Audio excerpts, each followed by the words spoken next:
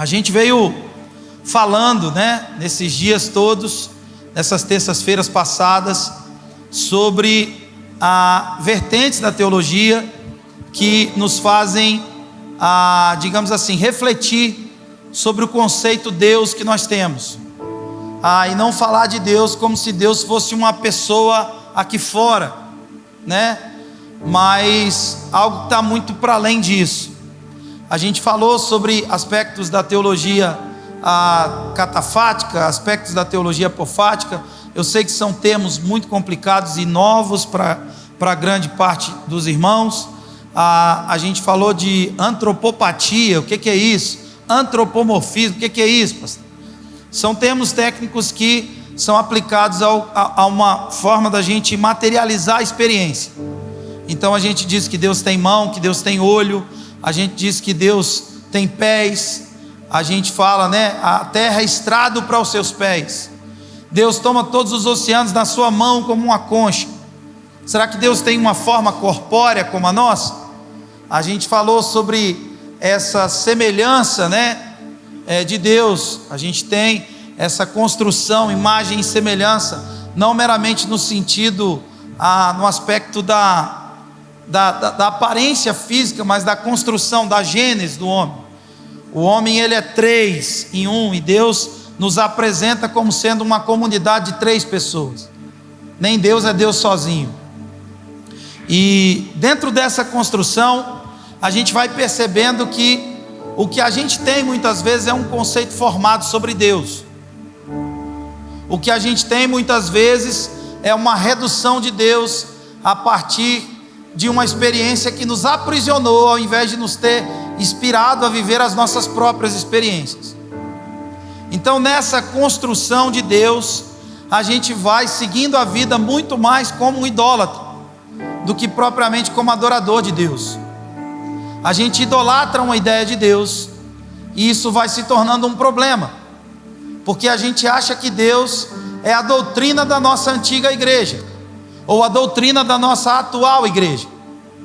A gente trata Deus como todas as influências, informações e pressupostos que a gente recebeu ao longo da vida, e pronto. Deus obrigatoriamente tem que passar pelas vias que a nossa religião estabeleceu. Deus obrigatoriamente tem que operar na frequência que a gente estabelece, a partir de uma crença estática, parada, morta, enrijecida. Nós, por muito, criticamos os católicos por terem as suas esculturas e as suas imagens. Eles têm lá os seus santos, e como diz Calvino, o coração do homem é uma fábrica de ídolos. Então eles têm estátuas que traduzem uma pseudo-divindade que passou pela terra, que viveu na terra. Entretanto, assim como os católicos têm uma imagem externa, muitos de nós temos uma imagem interna, tão real quanto a imagem de barro, tão real quanto a imagem de ferro, tão real quanto a imagem de ouro. Falei aqui de uma experiência que tive no Japão, em uma cidade chamada Ushiko, que é o maior templo budista do mundo, a maior estátua do mundo. Essa estátua é em 3 andares que você sobe. Eles são escuros e você não consegue se localizar. Você sobe num elevador, se eu não me engano 2 ou 3 andares é escuro, e quando você chega lá é o tamanho dessa sala, mas do pé da parede até o alto da parede é ouro. São estátuas de ouro, onde as pessoas acreditam que ao fazer aquelas estátuas, elas garantem um lugar no paraíso dos budistas. Então, assim como os budistas têm a sua ideia estática acerca da divindade, nós também temos as nossas. E aí a gente então adentra ao universo da teologia apofática e argumentos oferecidos por poetas como Erck, que orava dizendo: Deus, livrai-nos de Deus. Porque tratar Deus como um conceito formado não nos torna adoradores, mas idólatras. Talvez o aspecto mais confuso da nossa fé ou da nossa convivência a partir dessa ideia de Deus é encontrarmos deuses dentro da nossa própria confissão de fé. É perceber que a única semelhança entre o meu Deus e o seu Deus é o nome. Parece que os deuses o Deus que a gente encontra por aí não corresponde ao Deus que a gente acredita. E eu torno a dizer e digo mais uma vez: eu não acredito no Deus que administra o universo com milindre, distribuindo tragédias, distribuindo castigos como a gente pensa. Porque a gente tem a ideia daquele Deus da Capela Sistina de Michelangelo, aquele velho de barba branca. E eu não acredito no Deus que afundou o Titanic. Não acredito no Deus que se ofendeu com a fala do John Lennon e levantou alguém para dar um tiro no peito dele. Eu não acredito no Deus que matou um presidente simplesmente porque ele falou uma besteira, e nós falamos besteira o tempo inteiro. Mas eu não acredito nesse Deus que distribui castigo e que rege a terra com esse milindre todo, esse Deus infantilizado. Eu também não acredito no Deus do propósito. O Deus do propósito, o Deus do propósito, o Deus do propósito, onde as pessoas se tornam reféns e ficam 10 anos expulsando o mesmo demônio e nunca descobrem esse tal propósito. É gente que engravida do vento, entra ano e sai ano, se engravida de vento. Esse Deus babá que nos coloca numa redoma de vidro e nos protege do mal. O meu Deus é aquele que nos envia como ovelha para o meio de lobos. Meu Deus é aquele que nos emancipa para as guerras do mundo. Então muitas vezes o meu Deus não corresponde a uma ideia de Deus que se pregue dentro da nossa própria confissão de fé. Portanto, a nossa proposta é: renuncie a esse Deus. Por quê? Pastor, parece que eu estou perdendo a fé. Talvez esteja perdendo a fé no Deus que usaram para te catequizar, perdendo a fé num Deus que não te leva além. E eu torno a dizer que Deus é muito maior do que o que a nossa religião nos ofereceu, do que o que a nossa confissão de fé nos entrega. Ele é muito além de tudo isso, muito além da existência. E alguém a ser descoberto na relação, na experiência. Portanto, irmãos, a renúncia de Deus ao dizer que Deus não existe não é uma guerra travada contra Deus. Quando nós dizemos que Ele é o único Deus, nós não estamos oferecendo e propondo a ideia de uma guerra matemática, de uma guerra geográfica, como se Deus estivesse disputando espaço com outros seres celestiais, para se impor como grande Deus dos cristãos. Porque Deus é único. Ele é único no sentido da unidade. Tudo existe nele. Tudo existe nele, e fora dele nada existe. Tudo existe nele. E esse Deus que aparece para Moisés naquela experiência, completamente corriqueira, completamente ordinária, completamente normal, parte da rotina de Moisés, como um vivente do deserto, era ver o capim queimando. É corriqueiro para um fazendeiro de Goiás, no tempo da seca, ver um pasto pegar fogo, sim ou não? Eu vivi em Jataí e vi muitas vezes pasto pegar fogo. Aqui fiz meu seminário em Trindade. Quantas vezes nós fomos apagar o fogo da chácara do pastor José, da fazenda do pastor José. Mas o que chama a atenção de Moisés naquela experiência, naquela maravilha, é ver que aquele capim ardia em chamas, mas o capim não queimava. E é muito provável que Moisés observou aquilo durante muito tempo e não queimava. Qual a equivalência disso? A equivalência de ver na situação de Moisés, em ver o capim ardendo em chamas e não pegando fogo, é a mesma coisa que a gente vê uma pessoa correr na chuva e não está molhada. Estamos juntos aqui, irmãos? Amém? Choveu, está todo mundo na chuva, tem uma pessoa, André, correndo na chuva e o cara está seco. Você vai querer saber que roupa que esse cara usa? Você vai se aproximar desse cara para tentar entender. Um carro que você desliga ele e ele continua funcionando. Você desligou, está tudo apagado, mas o motor está ligado. Certamente você vai detectar algum defeito, alguma coisa. Você vai procurar, tentar entender o que está acontecendo. Quando Moisés chega perto para tentar entender o que estava acontecendo, a voz vem de lá de dentro: Moisés, tira a sandália dos seus pés. Você está entrando agora no outro rolê. O lugar que você pisa é santo. E ele tirou.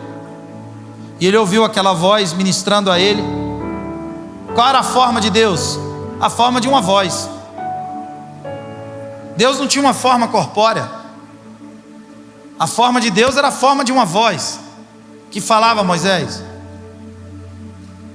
Moisés, diante daquela experiência, disse: olha, as pessoas vão perguntar: quem foi que me enviou para o Egito? Quem foi que me enviou para libertar o povo para adorar no deserto? E a única coisa que Deus fala, a única tradução que a gente tem é o pentagrama dos hebreus, dos judeus. É uma palavra impronunciável. Yahvé é o que nós nos aproximamos mais. Mas quando Moisés pergunta: quem é você? Ele diz: eu sou o que sou. Deus nunca se explicou, a gente é que tem a pretensão de querer explicar. A maior prova da nossa burrice é querer uma prova científica de que Deus existe. Essa é a maior indício da nossa ignorância, da nossa pequenez. Eu sou o que sou. Mas e aí? E aí é isso que você vai ter: eu sou o que sou. E uma tradição muito bonita diz que o som Deus é similar ao som da respiração. E nós conversamos sobre a apropriação de Paulo desse conceito em Atenas, resgatando a ideia de um altar a um Deus desconhecido e dizendo: porque nele nós vivemos, nos movemos e existimos. O que nós sabemos sobre esse Deus é que nele nós vivemos, nos movemos e existimos. E é interessante que esse Deus invisível pede algo. No Decálogo, os 10 mandamentos, o que ele pede, pastor? Ele pede: não façam imagem, escultura, não faça nada que possa me representar, porque senão vocês vão correr o risco de deixar alguma coisa de fora. Eu sou tudo, mas nada do tudo que eu sou me representa. Quem está aqui comigo? Deus é aquele que concede vida a tudo, mas nenhuma daquelas coisas às quais ele atribui vida é Deus, porque Deus está para além da existência. Não façam para mim imagem, não me traduzam na limitação intelectual de vocês, não transfira para os outros aquilo que vai me reduzir. Não façam para mim imagem escultura. E a gente vai renunciando a esse Deus esculpido, a gente vai renunciando, a gente vai percebendo que a gente viveu, gradativamente desobedecendo esse mandamento. A gente foi construindo representações de Deus, por isso que a gente se frustra com pessoas, por isso que a gente se frustra com instituição, por isso que a gente se frustra com lugares, por isso que a gente vive sobre a tônica de um saudosismo, de uma pseudo-visitação, de uma imagem de Deus que a gente teve, e a gente vai construindo essas imagens, como Deus nos mandou não fazer. Boa parte dos crentes que são frustrados viveram experiências ruins nas suas vivências de fé evangélica, porque há uma estátua de Deus dentro delas. Nós desobedecemos diretamente a ordem que Deus havia dado a Moisés e ao seu povo: não façam para mim uma imagem, não me representem. Por que Deus pede isso? Porque lá na frente ele revela o seu plano maior. Nós lemos e terminamos assim o encontro passado. Ele é, quem é ele? Diga: Jesus. Ele é a imagem do Deus invisível. Ele é a imagem do Deus invisível. Ele é a imagem do Deus invisível, e sem Ele nada do que foi feito se fez. Todas as coisas foram feitas nele, e sem Ele nada do que foi feito se fez. Nele todas as coisas existem. Porque o Senhor nos pede para não construirmos nenhuma imagem, porque Ele tinha uma imagem exata, absoluta, totalitária de quem Deus é. Quem Deus é, nós conhecemos na figura de Jesus de Nazaré, nas escolhas de Jesus de Nazaré, nas denúncias de Jesus de Nazaré.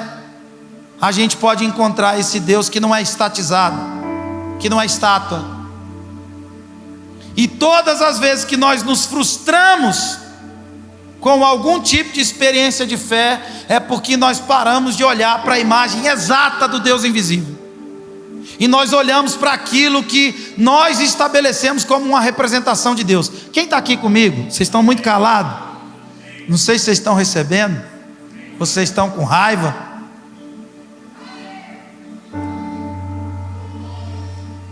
E aí, pastor, nesse contexto de renunciar essa ideia arcaica, essa figura usada para me catequizar, como eu mergulho nesse universo Deus? Como eu me aproprio dessa realidade divina? Observando Jesus, conhecendo Jesus. Eu quero conhecer Jesus. Então, quando eu conheço Jesus, quando eu mergulho em Jesus, então eu tenho a imagem exata de Deus. Quem é Deus, pastor? Deus, preste atenção, olha para mim. Deus é aquele a quem Jesus chamou de Pai. Eu vou repetir isso para você. Você está me olhando com a cara muito séria. Eu estou me fazendo entendido para você?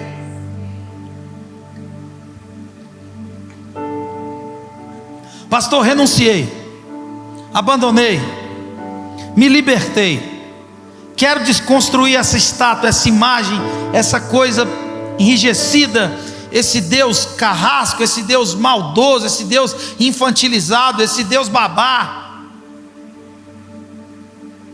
Eu quero me conectar a esse Deus. Aonde eu encontro Ele? Em Jesus. Beleza, Jesus é o caminho que me devolve. Ele é o caminho, a verdade e a vida, que me leva para essa consciência, sabe, de divindade maior, de Deus. Quem é Deus? Deus é aquele a quem Jesus chamou de Pai. Resumindo, a ideia do Deus poderoso que nós temos, a ideia do Deus onisciente, onipotente, onipresente, amém? Diga comigo, Deus é onisciente, onipresente. Agora, toda essa junção de Deus, Deus usou todos os seus atributos, toda a sua força, todo o seu poder, para se revelar a nós como um Pai. Nós esperávamos algo, sabe, que fendesse a rocha, que trouxesse trovões, mas Ele nos ofereceu um bebê, e esse bebê é a imagem exata do Deus invisível. E esse bebê viveu entre a gente, comeu com a gente e nos mostrou Deus. Quem é Deus? Deus é aquele a quem Jesus chamou de Pai. Esse é Deus. Todo o Deus que foge o escopo e a característica de um pai. O que é um pai? O pai é aquele ao qual eu não preciso comprar o seu amor pelo serviço que lhe ofereço. O pai é aquele que me pune sim, me corrige sim, me atribui responsabilidade sim, mas nada disso vai fazer com que Ele me ame mais ou menos. Ele é, pronto, meu pai. Se eu pegar parte da minha herança, gastar toda ela, terminar comendo com os porcos. Quando ele me vê, ele vai preparar uma festa, vai colocar uma capa, um anel no meu dedo, uma sandália nos meus pés, vai chamar todo mundo e vai dizer, apesar de eu estar fedendo a porco, ele vai dizer, esse meu filho estava morto, mas reviveu. Nada muda a minha condição de filho. Pode dizer o que quiser, pode apresentar qualquer ideia legalista que quiser, você vai ter que negar os evangelhos, porque essa é a revelação do Deus invisível, um pai. Então eu rejeito, eu desprezo, eu jogo fora, eu renuncio o Deus que me usaram para me catequizar. E eu me disponho a mergulhar agora no coração de um pai. E pelo Espírito eu posso dizer, Abba Pai, Abba Pai, Abba Pai, Abba Pai, Paizinho querido. E eu não fiz absolutamente nada, porque é pela graça que eu sou salvo. E isso não vem de mim, é dom desse Pai, cujo o Jesus, a imagem do Deus invisível, chamou Deus de Pai. Então esse é o meu Deus a partir de agora. O Deus que administra o universo com milindre não existe mais para mim. O Deus que não corresponde às escolhas de Jesus, às denúncias de Jesus e à vida de Jesus não existe mais para mim. Eu perdi a fé nesse Deus para ficar com o Pai. Pai é pai, irmão. Tem muito bom padrasto por aí, mas pai não é padrasto não. Pai é pai. Amém? Glória a Jesus. Adentrando a esse universo, tomara que a gente consiga terminar. Eu quero terminar no horário aqui combinado. A gente ficou de conversar sobre a mística. O que é a mística? A mística é o que nos possibilita a viver essa experiência. A mística é uma palavra extremamente usada no contexto filosófico, num contexto platônico, mas ela também é extremamente usada num contexto cristão. E a gente tem as variações. Então eu acho que é importante a gente entender essas experiências a partir de uma compreensão mais madura, bíblica e sólida acerca do que é a mística. Amém? Estamos juntos aqui? Então a gente vai começar. A gente tem 3 tipos de mística, eu quero passar rapidinho por elas. É a mística mistérica, que ela tem origem nos gregos. A mística filosófica, que ela é uma mística extraída da teoria do neoplatonismo, todo o contexto, todo o pensamento neoplatônico. E a gente tem a mística profética. Diga comigo, mística profética, que é essa mística que corresponde à fé dos cristãos. No dicionário, entre tantas outras leituras que eu vim fazendo e coisas que eu vim assistindo e lendo, a mística ela significa a tendência para a vida religiosa e contemplativa, com ocupação contínua da mente nas doutrinas e práticas religiosas. Eu aconselho você que está vindo hoje pela primeira vez, se você puder, pega lá as últimas coisas que a gente conversou.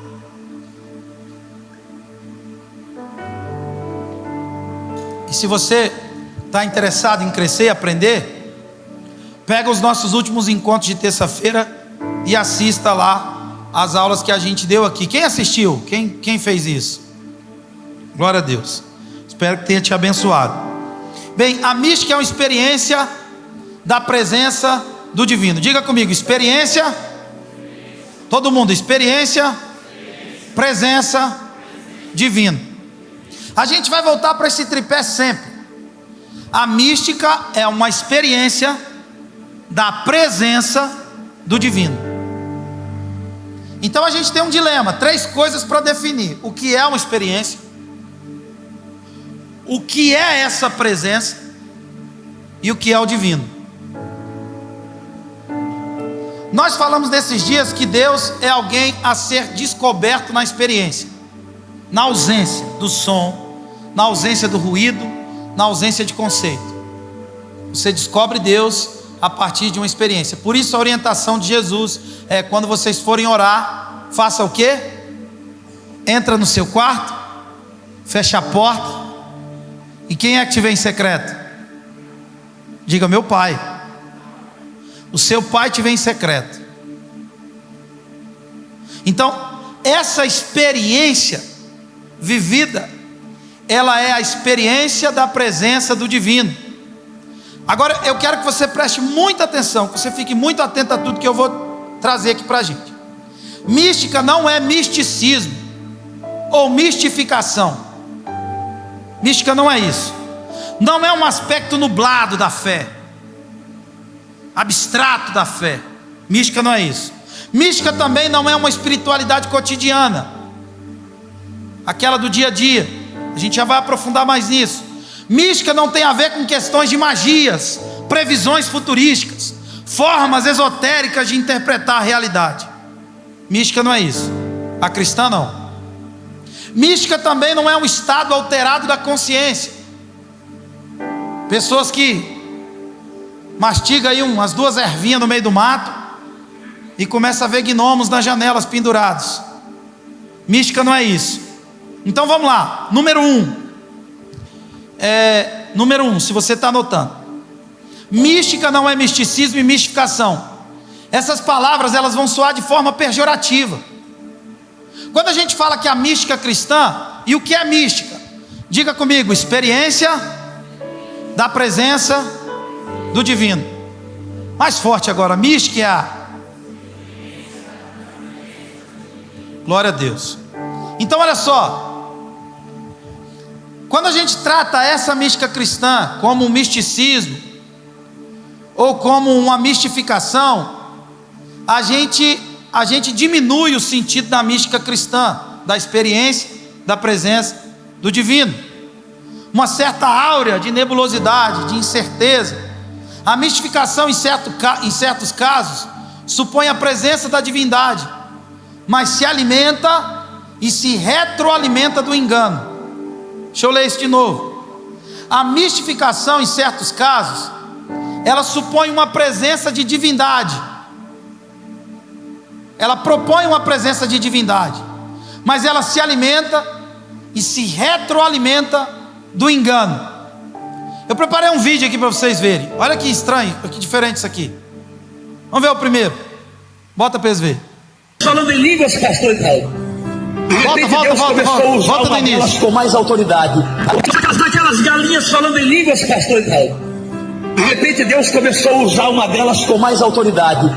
Todas as outras galinhas pularam do puleiro em reverência, enfiaram o bico na terra, cruzaram as asas, gemiam e diziam: fala com o teu filho, Senhor. A galinha chegou aonde eu estava, colocou a asa na minha testa, falava em línguas estranhas e o galo interpretava. Já para vocês, não foi uma visão, não foi um sonho, aconteceu. Aquelas galinhas falando em línguas, pastor Israel. De repente Deus começou a usar uma delas com mais autoridade. Todas as outras galinhas pularam do puleiro em reverência, enfiaram o bico na terra, cruzaram as asas, gemiam e diziam: fala com o teu filho, Senhor. A galinha chegou aonde eu estava, colocou a asa na minha testa, falava em línguas estranhas e o galo interpretava. Já para vocês, não foi uma visão, não foi um sonho, aconteceu. E aí, gente? Então olha só, presta atenção, pode acender a luz. Essa proposta de mistificação e misticismo não corresponde à experiência da presença do divino. Estamos juntos aqui? Como a proposta da nossa reflexão é que você conheça Deus a partir da experiência da presença do divino, essas coisas não correspondem. Isso é anátema. E muitas vezes, ou na maioria, ou em quase todas elas, essas coisas são utilizadas para oferecer uma ideia turva da experiência da presença do divino, mas elas se alimentam e se retroalimentam do engano. Quem está entendendo o que eu estou falando? Isso não corresponde à experiência vivida pelos nossos pais, pelos pais da igreja. Pastor, a gente vai falar mais disso, você já vai entender, eu acho que a partir da própria Bíblia. A gente vê curso de oração em línguas. Irmãos, eu mergulhei nessas besteiras. Se eu fosse trazer tudo não ia dar tempo. Curso de oração em línguas. O que mais que a gente vê? Agora recentemente esse profeta do Pix foi flagrado, e ele se merece. Um canal chamado Fuxico Gospel, ele se merece. Esse povo tudo se merece. Ele profetiza, diz que um anjo abraçou o corpo dele, foi abraçado por um varão de muita autoridade. Deus está me revelando que tem 10 pessoas que vão fazer uma oferta. Diga comigo, a mística não é esse misticismo, e nem a mistificação, não é. O assunto é nebuloso e nunca é tratado. Tem um que pede, tem um que está orando aqui e fala para Deus: eu não vou falar com o senhor agora não, dá uma esperada aí. Você já viu isso em algum lugar, irmãos? Isso não corresponde à experiência da presença do divino. Embora a internet está infestada disso, e tem milhares e milhares de pessoas seguindo esses caras e dando dinheiro para irmãos como esse aí, nem sei se é irmão, comprar aquele carro que para alguns é a tradução de que aquele homem esteve com Deus. É confuso, é nebuloso, se alimenta e se retroalimenta do engano, da perversidade, da usurpação. E aí é outra pregação, é Balaão puro. A experiência da presença da divindade não é esse misticismo tosco, essa mistificação pejorativa, não é, definitivamente. Você não tem uma experiência com a presença do Senhor a partir dessa bagunça, desse boteco de aleluia. Isso não produz nenhum tipo de progresso no seu crescimento e na sua aproximação do divino. 2, essa experiência não pode ser tida também como algo cotidiano, que o crente tem, o que uma pessoa religiosa tem. Preste atenção, isso é importante. Orar, ouvir canções, cantar canções, frequentar eventos, isso de certa forma é uma percepção de espiritualidade, amém? Amém? Mas quando falamos da mística, nós estamos tratando uma experiência radical, uma experiência extremamente e profundamente radical. Eu acho que não vai dar tempo de ler todos os textos, mas anota aí na sua Bíblia. Em Gênesis capítulo 18, Abraão tem uma experiência radical quando ele se depara com essa presença do divino, e ele decide colocar toda a sua casa e todos os seus servos em favor daquela presença, e ele prepara um banquete para Deus. Desde então, Abraão era alguém que vivia em dúvida acerca da promessa que Deus havia lhe feito, mas com aquela experiência radical, e o Bob Murphy escreve um livro chamado Quem Almoçou com Abraão. Se você puder e tem condição, compre esse livro, Quem Almoçou com Abraão. Compre esse livro, acho que é da Thomas Nelson.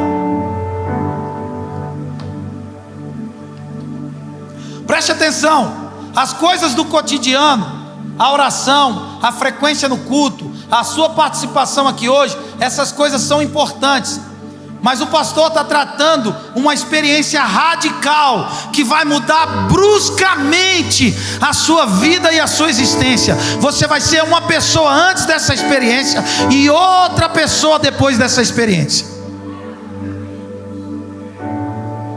Então essa experiência, ela não é encontrada na rotina religiosa, ela é uma experiência brutal. Ela vai mudar seu nome, ela vai mudar o seu jeito de andar, ela vai mudar o seu jeito de olhar, ela vai mudar a sua vida como um todo para sempre. Essas experiências, elas marcam o antes e o depois da sua vida. Preste atenção, as experiências da presença do divino, descritas na Bíblia, elas têm hora marcada, elas têm local, elas têm detalhes, elas culminam para uma transformação genuína e quase inexplicável. Aí, eu tenho um texto para ler, de Gênesis capítulo 32, verso 30. A gente vai falar desse irmão aqui, que teve essa experiência da presença do divino. E olha como ele traduz essa experiência. Aquele lugar chamou Jacó Peniel, pois diz: vi Deus face a face, e a minha vida é outra a partir dessa experiência da presença do Senhor. A minha vida mudou, a minha vida foi salva, a minha vida foi completamente transformada e regenerada. Sendo assim, eu não posso encontrar essa experiência na vida religiosa. Perceba como eu quero diferenciar isso, e como eu não estou invalidando a sua prática cotidiana e diária. Todo mundo está entendendo isso? É uma experiência radical e inexplicável. Como é que um cara que fugiu de todo mundo a vida inteira, eu já disse isso aqui, Jacó fugiu do irmão, ficou anos sem dar notícia para a família, saiu com um problema familiar gritante, o irmão querendo matá-lo, enganou o pai, praticamente abandonou, nem olhou para trás, foi para uma terra distante, chegou lá, se juntou com Labão, foi enganado. De repente ele trabalhou mais 7 anos, casou com o que ele queria. Aí daqui a pouco esse cara sai, olha para mim, sem se despedir do sogro. Ele ia romper, ia criar um problema maior. Primeiro ele sai sem se despedir dos pais, sem se tratar com o irmão. Agora ele estava saindo, levando as 2 filhas que Labão tinha, e nem sequer se despediu de Labão. No caminho Labão o encontra, e agora esse cara vai passar pelo Val de Jaboque, e Jacó teve medo a vida inteira. As pessoas que têm a síndrome de Jacó, que enganam todo mundo, que querem levar vantagem em tudo, é gente com medo, é gente que é escrava do medo. As pessoas que têm um perfil de querer levar vantagem, de querer ganhar sempre, de querer de alguma forma sair na frente, é gente que vive amedrontada, é covarde. Jacó foi um covarde a vida inteira. Agora esse cara aparece todo sujo, rasgado, na frente do irmão e na frente dos seus familiares. E as pessoas perguntam: onde é que você estava, Jacó? Lutei com um anjo. Como assim, Jacó? Você correu de todo mundo a vida inteira, você lutou com um anjo? Sim, lutei com um anjo. E o que aconteceu? Você ganhou? Não, mas eu não larguei dele enquanto ele não transformasse a minha vida. Por quê? Porque uma experiência da presença do divino vai mudar seu nome, vai alterar sua identidade, vai mudar sua natureza, vai alterar tudo em você. E ele diz: e agora o meu milagre não corresponde só a mim, eu represento uma nação.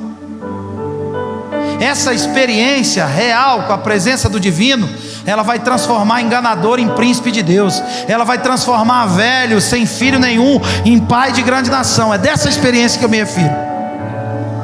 Ela não é uma mera experiência religiosa, cotidiana, ordinária. Não é vir no culto todo domingo, Beto, colocar seu dinheiro na caixa, cantar as canções, ser um frequentador de igreja. Não é isso. Está para além disso. Está para muito além disso. Essa experiência da presença do divino, a mística, ela também não pode ser confundida com magia. Um visionarismo, sabe, contatos psíquicos e etc. Isso não corresponde a isso, sabe. Não é um amor de volta em 3 dias. Traga o seu amor de volta em 3 dias. Não é psicografar o que os mortos disseram. A mística cristã, ela não corresponde a esse tipo de coisa. Simão, o mágico, quis comprar essa experiência da presença do divino. Ele quis comprar, porque ele queria traduzir essa experiência, esse poder recebido a partir dessa experiência, em um poder que lhe desse lucro. Coloca pra gente Atos capítulo 8, verso 9.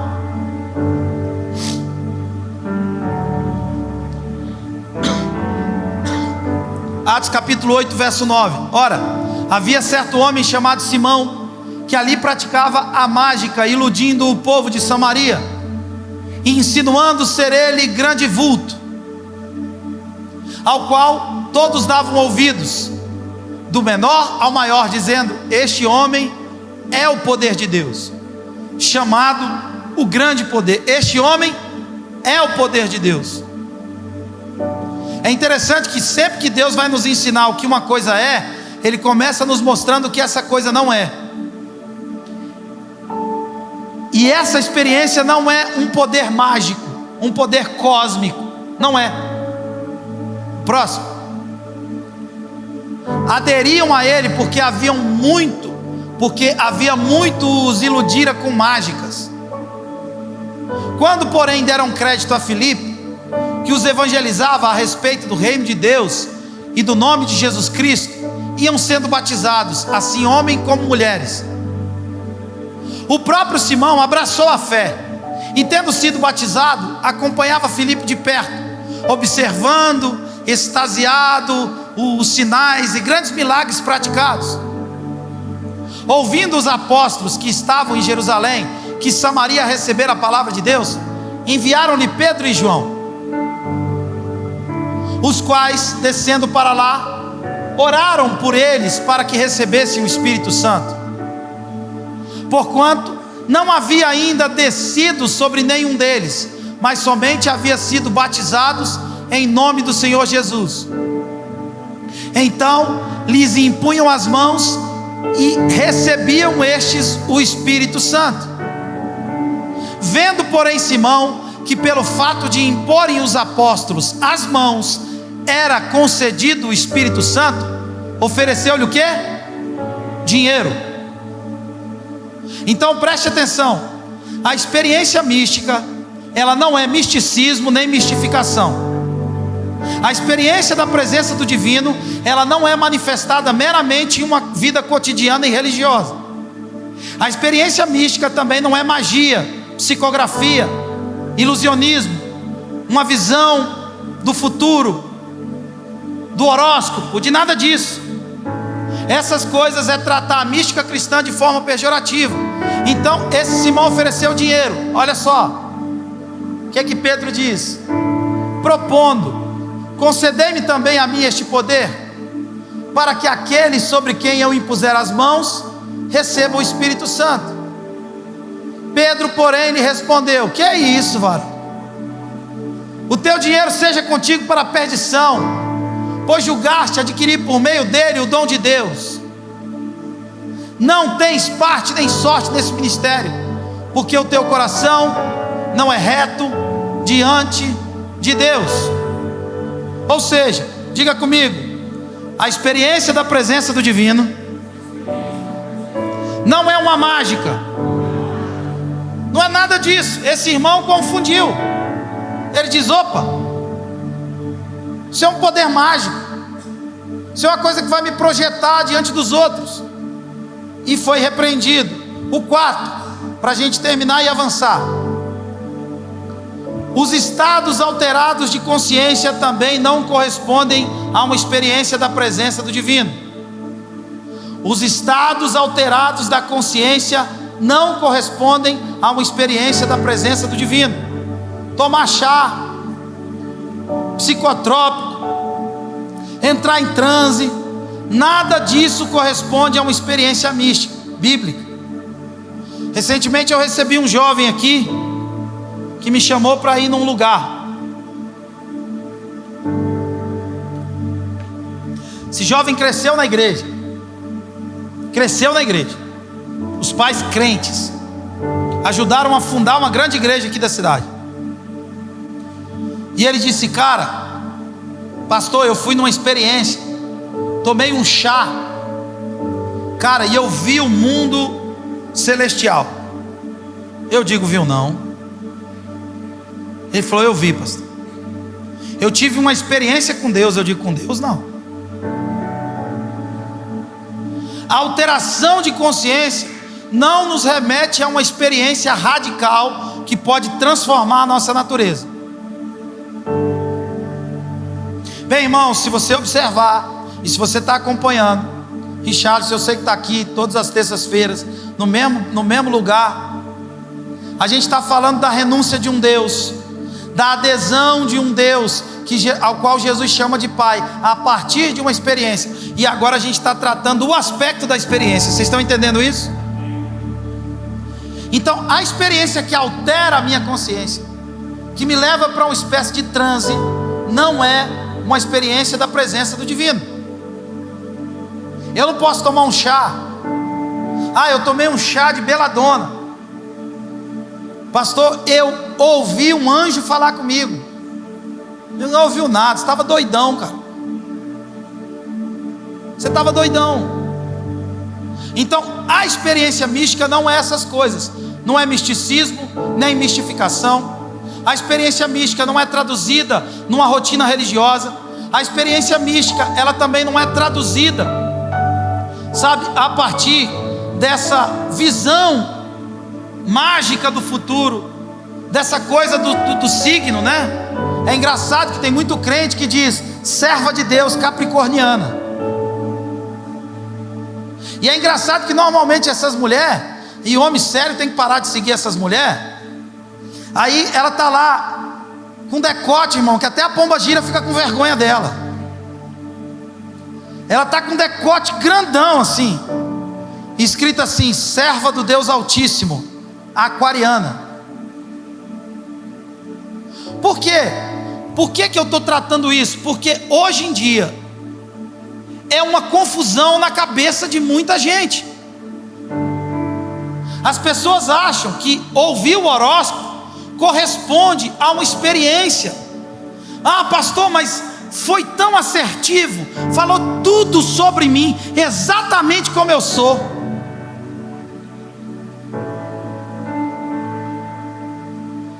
Tudo que eles disserem no horóscopo vai se parecer com você, porque aquilo é um pacote pronto do que é a vida humana, do que é a percepção da vida humana.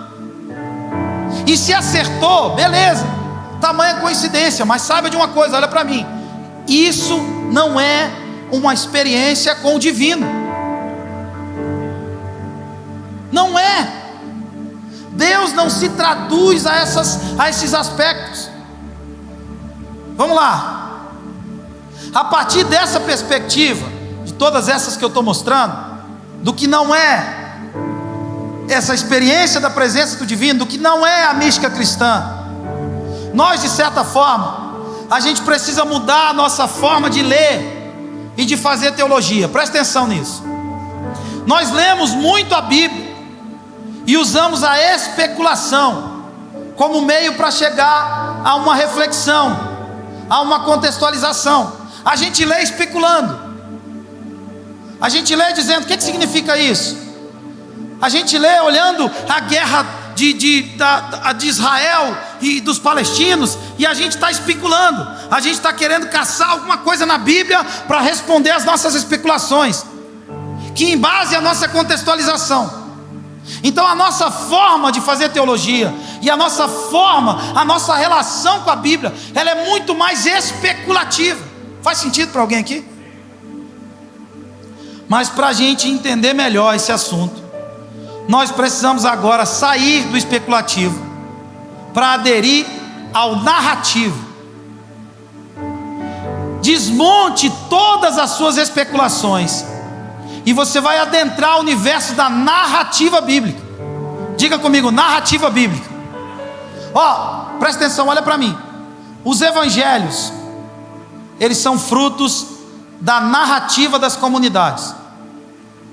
O que a gente tem são narrativas. A primeira igreja foi chamada para ser o quê? Quem pode me responder? Fiquem em Jerusalém, até do alto serem o quê? E vocês serão minhas o quê? Minhas o quê? Então presta atenção. Não havia uma proposta de especulação na igreja. Havia uma demanda: seja testemunha.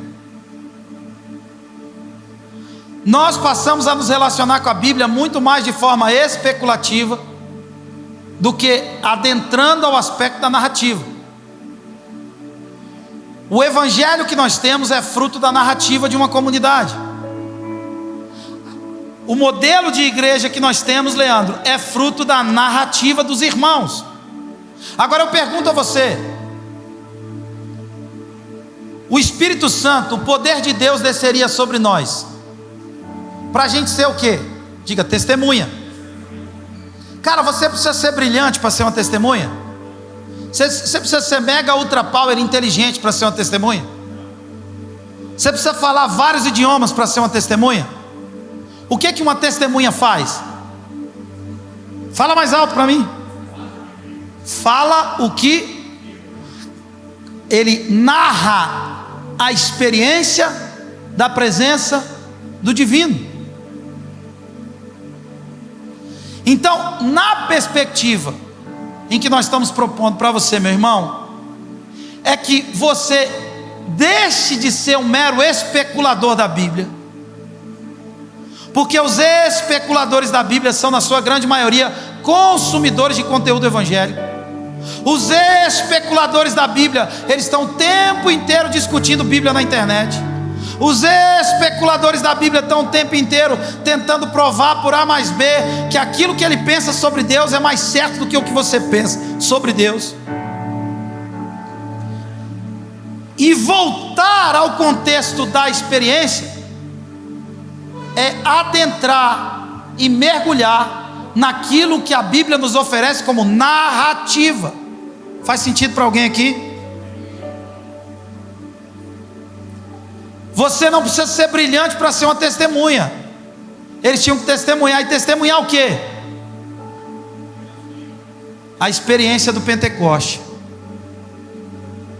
Irmãos, a experiência do Pentecoste, eu oro para que você esteja prestando atenção e bebendo isso com seu coração aberto. A experiência do Pentecoste mudaria a história do mundo, porque agora nós deixamos de ser meras criaturas acreditando em um Deus que é Pai, e nós passamos agora a ter o DNA desse Pai dentro de nós. Agora nós somos a morada do Altíssimo, nós somos a habitação de Deus, o poder de Deus foi derramado em nós.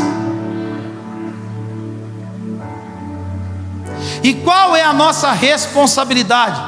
Sermos testemunhas, narrarmos essa experiência, traduzirmos a partir do testemunho. Por isso, irmãos, que nada é mais, nada é tão precioso. Algumas coisas são extremamente preciosas, mas uma coisa que o crente tem como patrimônio da sua fé é o seu testemunho.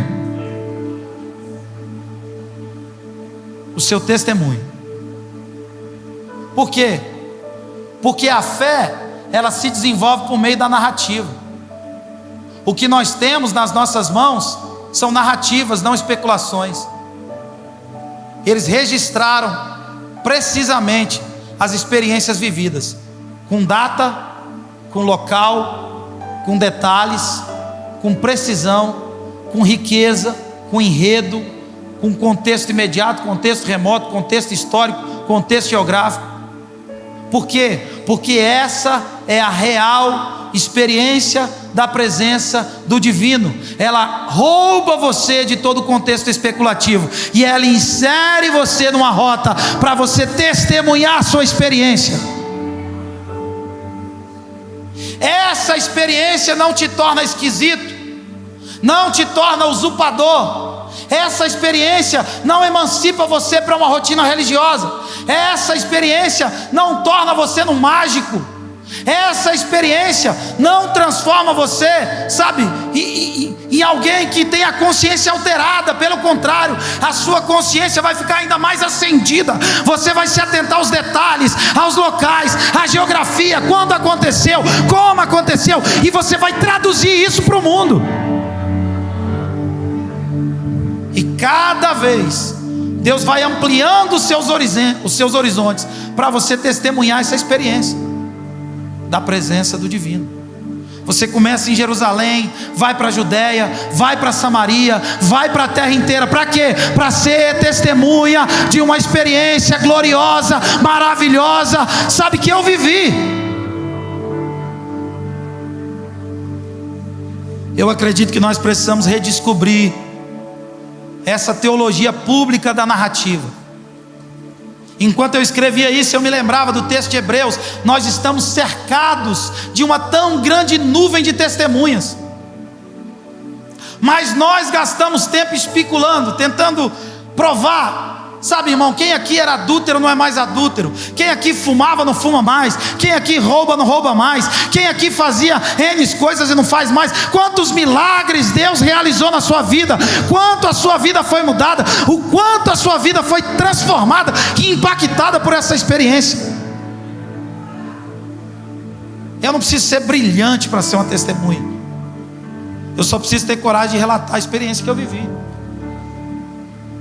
Eu fui um drogado numa esquina durante muitos anos, e está aqui minha mãe para provar isso.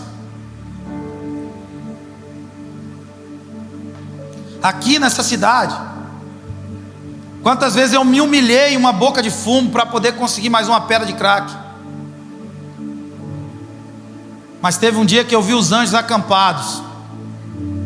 Num raiado dia, eu grudei num anjo e eu disse: muda o meu nome, muda o meu nome, muda o meu nome. Cá eu estou testemunhando, sabe, o que aconteceu comigo. A minha experiência da presença do divino me fez mancar e transformou meu nome. Pelo que vi Deus face a face, e a minha vida foi redimida.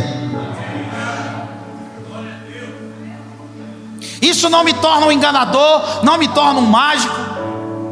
Isso não me torna alguém com a minha consciência alterada. Não, eu sei te contar os detalhes.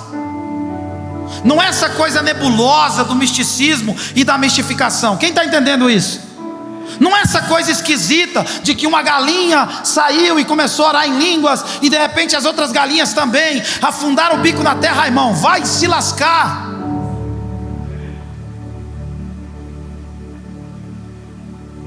De que um anjo abraçou seu corpo para revelar que tem 10 pessoas que vão dar dinheiro para ele, para depois ele estar no pagode bebendo com os amigos.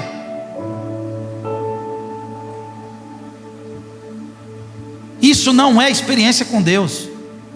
Experiência com Deus foi o que transformou a sua história, e você sabe traduzir isso para os seus netos, para os seus filhos, para os seus bisnetos. E é assim que a gente tem o Evangelho, é assim que a gente sabe como ser igreja, porque as pessoas nos testemunharam. As consciências estavam intactas, assentidas. Nós temos a história toda nas nossas mãos. Essa é a experiência. Uma teologia que não se baseia tanto em textos, tanto em coisas paralelas, mas em testemunhos. Testemunhos. Eu sou uma testemunha viva de que o Evangelho funciona, de que dá certo, de que Deus é mesmo Pai. Foi para isso que Ele me chamou. Não para ser um especulador, mas para viver essa experiência inexplicável que transforma a minha vida, e depois traduzir essa experiência para todas as pessoas através do meu testemunho. A gente vai escutar mais as testemunhas do que os mestres, sempre. Irmãos, teve uma vez que eu fui em um evento onde tinha muita gente boa. Meu Deus do céu, muita gente boa. E os caras falavam um monte de língua, cara. Falava difícil. E os caras já tinham ido em tanto lugar no mundo. E a única coisa que eu tinha para contar, eu achava que era pouco, era o meu testemunho de um jovem que sofreu tanto nas drogas e de que foi impactado pelo Evangelho de Jesus. E a única coisa que eu fiz foi usar aquele pouco tempo que eu tinha para traduzir a minha história e o meu testemunho. E eu não sei por quantos pais e mães eu orei naquela noite. dizendo: ora pelo meu filho. Porque a gente vai ouvir os mestres, é bom ouvir os mestres, mas o que a gente vai ouvir mesmo é alguém cuja vida foi impactada, transformada. Os cegos estão enxergando, os coxos estão andando, os paralíticos estão sendo curados, os caras que estavam aprisionados pelo espírito maligno, eles estão sendo livres. São os testemunhos que enchem o nosso coração de esperança. E é para essa teologia que a gente precisa voltar, sabe, pastor Carlos? 50 dias após a Páscoa, o que eles faziam? Os mestres iam para as esquinas. Era costumeiro. O mundo inteiro ia lá para ouvir isso. Olha para mim se você pode. Os mestres, os mais capacitados intelectualmente de Israel, os rabis, todos eles iam para as praças públicas fazer uma exposição pública da Torá, fazer uma exposição pública das Escrituras, fazer uma exposição pública da tradição. Isso era lindo. Pensa nos melhores e maiores pregadores do mundo, do Brasil. Pensa em todo mundo nas esquinas, nas praças, fazendo uma exposição. Aquele lugar ficava povoado e cheio de gente, para ver os grandes mestres fazendo pregações. Em toda esquina tinha uma pregação, em todo lugar tinha uma pregação. Eram homens cultos, letrados, mas de repente, um grupo de pescador, um grupo de galileu, estava lá numa sala orando, obedecendo uma ordem de Jesus, e de repente eles estavam sentados no mesmo lugar, mas veio um vento como um vento impetuoso, e encheu todos que estavam sentados lá, e eles saíram daquele lugar fazendo o quê? Falando em línguas como de fogo. As nações não entendiam o que os mestres diziam, mas elas entenderam as maravilhas de Deus na boca dos galileus e dos pescadores. Por quê?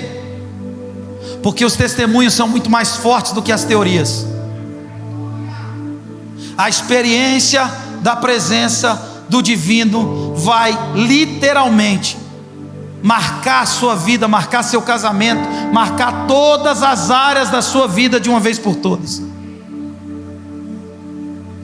Eu anotei algumas experiências aqui de alguns homens que me impactaram, como Dom Richard.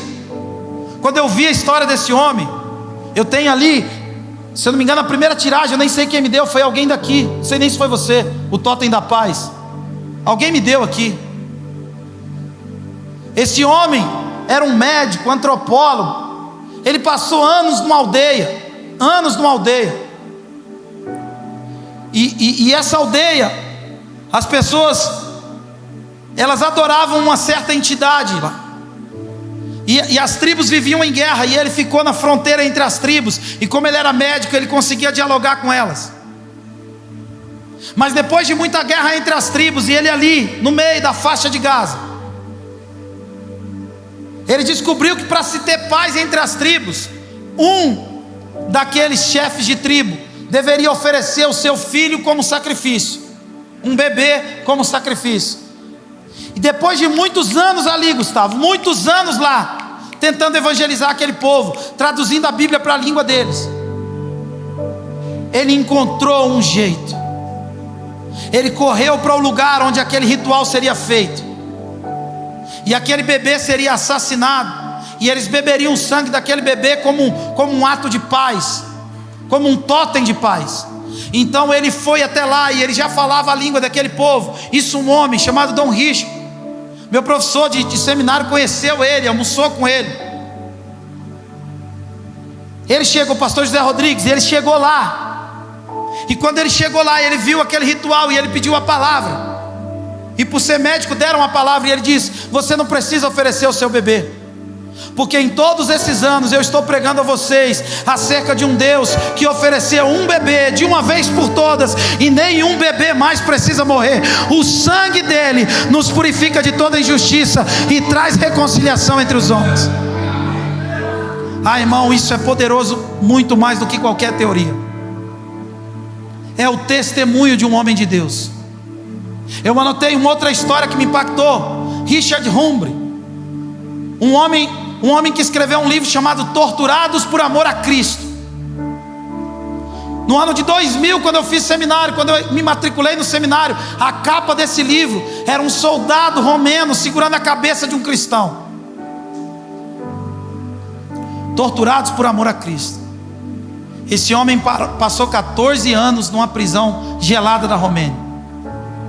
E é interessante que a experiência dele é traduzida em data, local, horário, detalhes. Você vive a experiência com ele. Ele é uma testemunha.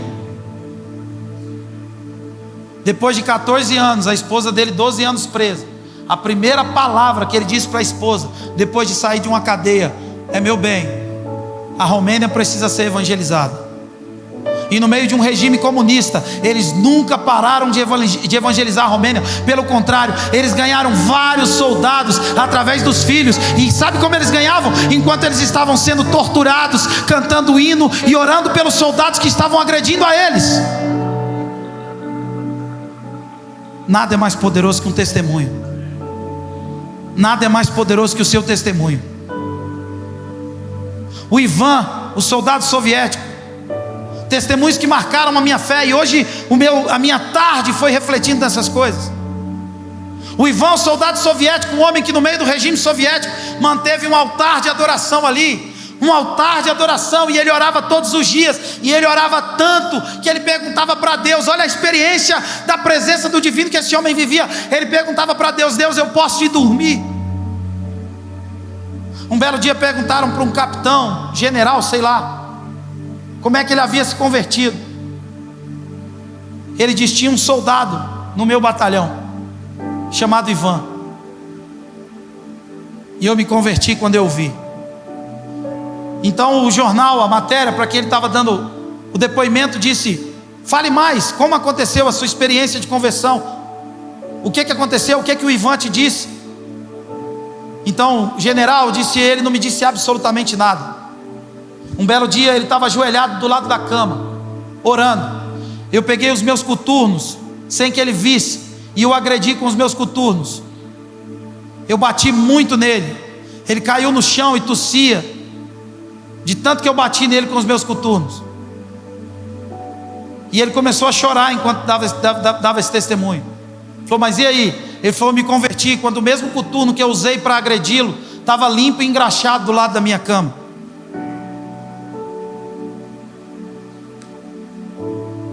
Sabe, os profetas e tudo mais, não vai dar tempo, não quero me alongar. Depois a gente continua na próxima terça. Pensando assim, a partir dessa experiência radical, tornar-se uma testemunha dessa experiência. Quando você decide se tornar uma testemunha dessa experiência, então, irmão, olha para mim, então seja bem-vindo ao universo da teologia. Então a teologia cumpriu o seu papel. A teologia não é falar bonito, não é manejar conceitos espetaculares, mas falar a partir do caráter e da vida de Jesus de Nazaré. O que Jesus de Nazaré gerou em mim, provocou em mim, produziu em mim. Isso eu transmito ao mundo, porque eu sou uma testemunha. Eu sou uma testemunha. Não uma testemunha vivendo uma mística ou uma mistificação. Não alguém meramente vivendo uma rotina religiosa. Não alguém, sabe, tendo alterações na minha consciência ou me tornando um mágico, como esses pilantras fazem. Mas alguém que descobre a vida, o chão da vida, e decide andar por essa vida testemunhando o que viveu a partir da experiência que teve. Perceber que Deus em pessoa vai falando à humanidade nesse êxtase de fé que a experiência mística provoca. E essas experiências sempre terminam, presta atenção, eu termino aqui, em nome de Jesus. Essas experiências sempre terminam em sair de si e fazer um êxito na direção do outro. A experiência da presença do divino, ela nunca termina em você. Ela te tira de você e te arremessa na direção do outro. Uma mulher chamada Seth Hillison, contemporânea de Ed Stein, John Hoffer. Esses homens, eles morreram, sabe, nos porões do Holocausto. E essa mulher dizia: olha, alguém precisa sobreviver para contar essas histórias para os próximos viventes. E ela não sobreviveu, mas o que ela escreveu sobreviveu. Gente que morreu no porão do Holocausto, mas que inspira a ponto das suas histórias serem contadas e produzirem uma compreensão do amor, do Evangelho a partir das suas vidas. Os místicos são amigos de Deus, mas também são amigos da vida.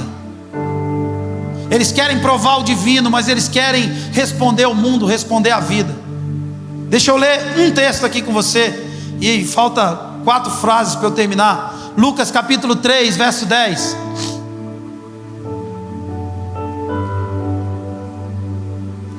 Preste atenção. Durante quase 400 anos, a terra viveu sem uma experiência da presença do divino. O período interbíblico foi um período muito complicado e muito difícil. Muito difícil. As pessoas faziam tantas perversidades e maldades e atrocidades, e a vida era complicada. Entretanto, depois desse tempo surgiu um homem que teve uma experiência da presença do divino, e ele se tornou uma voz que clamou no deserto. E ele produzia experiências não meramente poderosas, mas transformadoras. As pessoas eram batizadas, eram transformadas. Mas depois de ouvirem a sua mensagem, a gente termina na próxima terça. Eu termino lendo esse texto. Depois de ouvirem a sua mensagem, as pessoas perguntavam. Então as multidões interrogavam, dizendo: que havemos, pois, de fazer? Depois que eu vivo, pastor, essa experiência gloriosa com o Espírito Santo, depois que eu vivo essa experiência gloriosa com Deus, depois que eu me torno uma testemunha, o que eu faço agora? Eu me torno um ser estranho, mistificando tudo? Não. Aqueles que viveram essa experiência se tornam amigos de Deus, mas também se tornam amigos da vida. Quase 400 anos sem palavra profética, sem uma expressão profética relevante. Haviam expressões, mas não como a de João. Depois das pessoas ouvirem a mensagem desse cara, as pessoas perguntaram: o que a gente faz agora? Olha a ordem dele. Respondeu-lhes: quem tiver 2 túnicas, reparta com quem não tem, e quem tiver comida, faça o mesmo. Sabe por quê? Porque quando você descobre Deus, você descobre o outro. Quando você descobre Deus, você descobre a vida. Quando você descobre Deus, você percebe as dores do mundo, e a partir dessa experiência gloriosa e transformadora, você agora quer dar respostas reais para problemas reais, de pessoas reais. Então você vai dividir sua túnica, você vai dividir sua comida. O que mais que eles faziam, pastor? Foram também publicanos para serem batizados e perguntaram: mestre, o que a gente faz agora? A gente vira mágico, vira guru, vira profeta do Pix? Respondeu-lhe: não cobrem mais do que o estipulado. Também os soldados lhe perguntaram: e nós, que faremos?